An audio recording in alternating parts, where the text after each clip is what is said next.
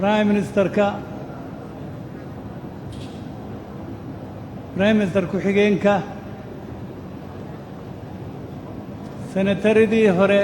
iyo xildhibaanadii hore waxaa ka jooga salaadiinta iyo caaqilada iyo ergooyinka kale ee jooga warfaafinta iyo dhammaan inta kale ee shirkan ka soo qayb gashay dhammaantiin waad salaamantiin salaan kadib dawlo waxay ka kooban tahay 3 laamood ama heedood iyo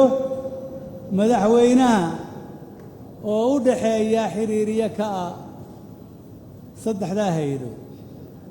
heedda koowaad waa baarlamaan kaasoo dalkeenna ka kooban 2 aqal aqalka sare ee aan maanta halkan u fadhino doorashadiisii iyo golaha shacabka iyo xukuumadda oo fulinta ah baarlamaan shaqadiisu tan saddexaadna waa garsoorka baarlamaan shaqadiisu waxa weeye samaynta shuruucda dalka lagu maamuli lahaa iyo ku kormeeridda hay'adda fulinta shuruucda uu baarlamaanku sameeyey ee dalka wax loogu qabanayo waxaa la kala duwan waxaa soo raacda hay'adda fulinta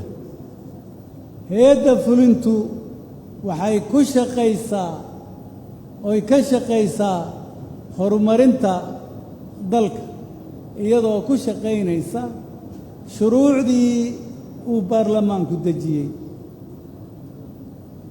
hay'adda garsoorka iyaduna sidoo kale shuruucdii baarlamaanku dejiyey ayay ugu garsoortaa shicibka iyo hay'adaha dawladda iyo dawladda laamaheeda kala duwan haddii uu khilaaf dhaco xalkii ay ka gaari lahaayeen waxaan isleeyahay innaga hay'adahaasi maanta waxaa ka jira hay'addan fulinta oo ah xilgaarsiin iyo garsoorka oo aan golihii garsoorku ilaa maanta inoo samaysmin oo la magacaabo laakiin u baahan in si degdega hay'addii garsoorka loo sameeyo intaa kolkaan idhaahdo waxaa ii raaca hay'adahaasi baarlamaankeenna labadiisa aqal muddadiisu waxay ahayd uu dastuurku siinayaa 4 sano waxay kaga dhammaatay December 27 December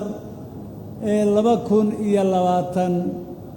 ayaa baarlamaanka wakhtigiisii dhammaaday madaxweynahana xilhayntiisu sida uu dastuurku sheegayo waa 4 sano isna waxay ka dhammaatay 8 February 2021 halkaas waxaa ka jiray faaruq dastuuri ah ayaa jiray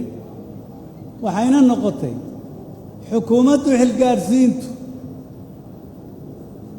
inay waddo oo ay fuliso howlihii doorashada iyo amniga micnaheedu halku ka yimid waxa weeye dawladdii waxay fulin weyday doorashadii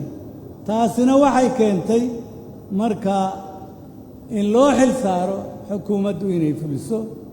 kowdii May baan filayaa madaxweynuhu inuu golaha shacabka hortiisa uu ka jeediyey in xilkii doorashada wadistii doorashada uu ku wareejiyey prime minister waxaan leeyahay markaasi prime ministerka aan ka sugaynaa inuu arrintaas si degdeg ah uu fuliyo cid walibana ay taageero ku siiso waxaan intaa ku darayaa Soomaaliya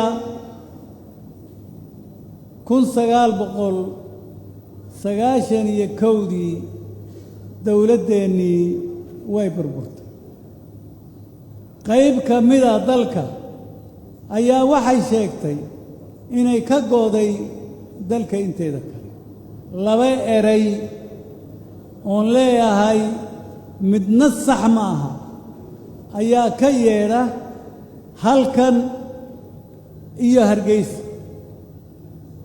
halkan siyaasiyiintu waxay ku hadlaan oo yidhaahdaan midnimadu waa muqaddas xaggaana waxaa laga yidhaahdaa goosashada Somaliland waa muqaddas waxaan qabaa midna muqaddas ma aha waxaa muqaddisa oo keliya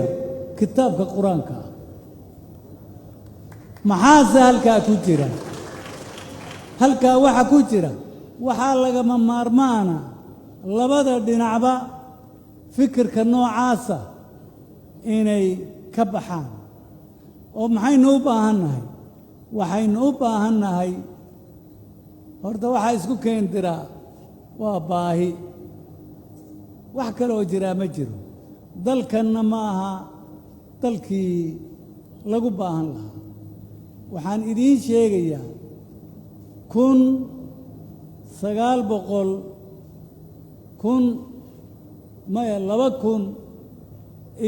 2012 annagoo ah guddiga joogtada ee baarlamaankii wakhtigaas waxaan tagnay oo baarlamaanka Norway uu marti qaaday Oslo waxaan idiin sheegayaa taariikhda wakhtiga ku dheerayn maayee waxaa noo soo galay 3 qof oo ka hadlayay khayraadka laba waxay ahaayeen 2 qof oo khabiir ku ahaa badda iyo nin geologist ah oo aqoon badan u leh khayraadka dabiiciga ah wuxuu yidhi kolkii hore wuxuuna yidhi khayraadkayagaan idiin sheegaya laakiin intuuna noo sheegin dalkooda khayraadkiisa wuxuu derbiga ku tuuray erey odhanaya Somalia is a very rich country ma iloobi karo Soomaaliya waa dal qani ah oo maxay ku tahay wuxuu yidhi 7 macdanood oo kuwa qaaliga ah ay ku jiraan bay leedahay talabaad benziin khayr caadi ah iyo natural gaaska dabiiciga ah oo aan xad lahayn baa ku jira wuxuu ku soo gabagabeeyey waxaad kula soo bixi kartaan heshiis nabad ayaad kula soo bixi kartaan si kalood kula soo bixi kartaan ma jirto arrintaasi kolka dalka sidaasi waa dal barwaaqa oo dadkiisu ku baahan yahay oo maxaa inoo keenay taas innagaa arrintaa ugu wacan wax kale ma aha waxa weeye dee heshiis baynu la'nahay waynu heshiin la'nahay oo arrimaha taagani kuwa hadda aan sheegayo weeye waxaynu u baahannahay marka in laysu wada yimaado oo laga heshiiyo oo run la isu sheego oo la heshiiyo oo midnimada Soomaaliya oo heshiis lagu yahay oo cadaalad iyo xaqsoor salkeedu yahay in la sameeyo aynu isugu wada nimaadno ayaa lagaga bixi karaa arrinta oo khayraadkaa ka buuxana aynu kula soo bixi karno. intaa markaan idhaahdo waxaan u sheegayaa halkan ka sheegayaa musharax baan ahay u sharaxan aqalka sare oo aan filaayo inaan wax fara badan oo hadda aqalkaasoo inagu cusbaa hadda ka hor oo inagu cusbaa umaynaan lahayn aqoon, laakiin muddadii 4 sano waynu barannay, wax badan baan ka garanaynaa oo qaabkii